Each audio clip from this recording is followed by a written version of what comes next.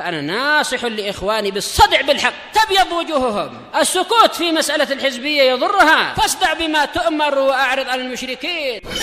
سلامي على دماج ورجالها والشيخ يحيى ودار العلم يا سعد بانيها. Bismillahirrahmanirrahim. Qala al-mu'allif rahimahullah.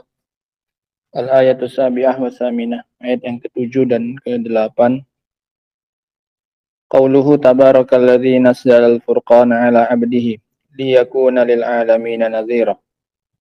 Maha Agung Zat yang menurunkan Al-Furqan, ay Al-Quran. Al-Furqan yaitu Al-Quran, salah satu nama-nama Al-Quran, kepada hambanya yaitu Muhammad SAW. Liyakuna lil alamina nadhira, agar menjadi peringatan bagi semesta alam. Ini fungsi diturunkannya Al-Quran kepada beliau, agar beliau menjadi pemberi peringatan kepada alam semesta. Alladzi lahu mulkus samawati wal ard, Zat yang memiliki langit-langit dan bumi. Walam yattakhid walada, dan dia tidak mengambil anak. Walam yakul lahu syarikun fil mulk, dan tidak ada sekutu dalam penguasaannya. Yang kita bahas kemarin, bahwasanya tidak ada yang menjadi teman kongsi Allah dalam kepemilikan langit dan bumi. Murni hak miliknya hanya Allah Subhanahu wa taala yang punya. Wa khalaqa kulla syai'in faqaddarahu taqdira, dan dialah yang menciptakan segala sesuatu dan menentukan takdirnya. Qala syarih rahimahullah, tabarak bimakna ta'ala wa ta'azama. Tabarak maknanya adalah tinggi dan agung. Siapa? Walladzi nazzala al-furqana ala 'abdihi, yaitu zat yang menurunkan al-furqan kepada hambanya. Wallahu azza wajal, dialah Allah azza wajal. Wa qauluhul furqan, dan ucapan Allah al-furqan, yakni bihil Quran, yang diinginkan oleh Allah adalah Al-Quran. Dinamakan Al-Quran, dinamakan Al-Furqan, li'annahu yufarriqu bainal haqqi wal batil, karena Al-Quran memisahkan antara yang batil dengan yang hak. Wa bainal muslim wal kafir, dan juga memisahkan antara yang muslim dengan yang kafir. Wa bainal birri wal fajir, dan antara orang yang baik dengan orang yang fajir, orang yang jahat. Wa bainad dhari wan nafi', dan memisahkan antara yang membahayakan dan yang bermanfaat. Wa ghairi dzalika mimma fihi al-furqan, dan yang selain itu dari yang bisa dibedakan. Fa kulluhu furqan, maka semuanya adalah pembeda. Ala abdihi, diturunkan kepada hambanya, yaitu Muhammadin alaihi salatu wassalam.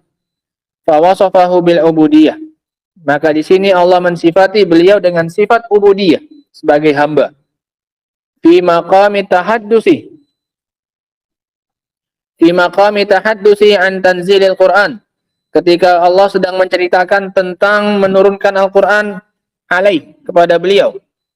Wa hadzal maqam min asyrafi maqamatin Nabi SAW, dan ini adalah salah satu kedudukan yang tertinggi dari kedudukan Nabi SAW, yaitu kedudukan tatkala diturunkan kepada beliau Al-Quran. Justru di situ pula Allah memanggil beliau dengan gelar apa ini? Hamba. Sehingga penghambaan kepada Allah ini bukan berarti perendahan. Ini justru panggilan untuk kemuliaan.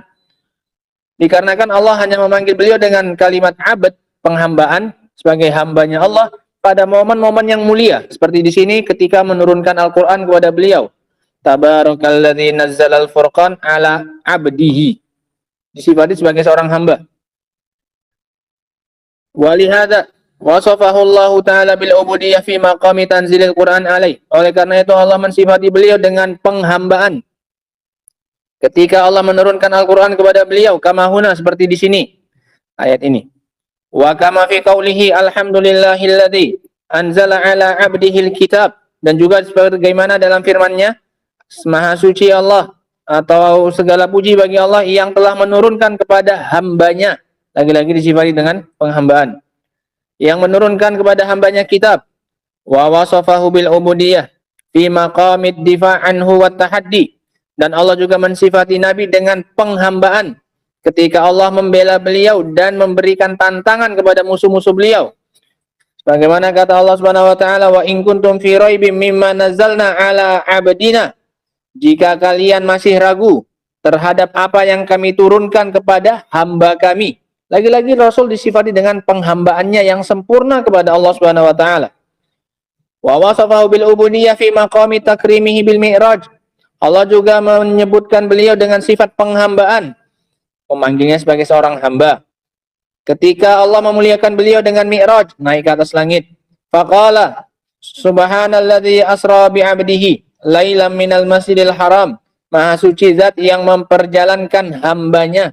Lagi-lagi beliau disifati dengan gelar hamba. Di malam hari dari Masjidil Haram. Wa qala fi suratin Najmi, fa auha ila 'abdihi ma auha.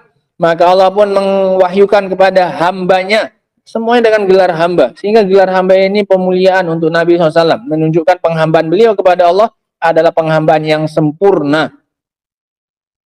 Wa mimma yadullu ala anna wasfal insan bil ubudiyah lillah yu'addu kamalah li'anna al-ubudiyah. Ini semua menunjukkan bahwasanya ketika seorang hamba, seorang manusia disifati dengan sifat penghambaan kepada Allah Subhanahu wa taala, maka ini dianggap sebagai bentuk apa ini? Kesempurnaan. Sehingga ketika seorang itu dipanggil Abdullah, hamba yang beribadah atau hambanya Allah, ini merupakan kemuliaan bagi orang tersebut. Li'anna al-ubudiyyata lillah hiya haqiqatul hurriyah. Dikarenakan penghambaan kepada Allah itu adalah hakikat dari kemerdekaan. Ini orang yang merdeka, orang yang menghambakan dirinya kepada Allah semata. Sebaliknya ketika dia menghambakan dirinya kepada selain Allah, meskipun pada hakikatnya zahirnya dia itu mulia, maka ini adalah orang yang hina. Faman lam yata'abbad lah kana abidan li ghairi. Ini rumus. Maka barang siapa yang tidak menghambakan dirinya kepada Allah, maka dia pasti akan menjadi hamba dari selain Allah.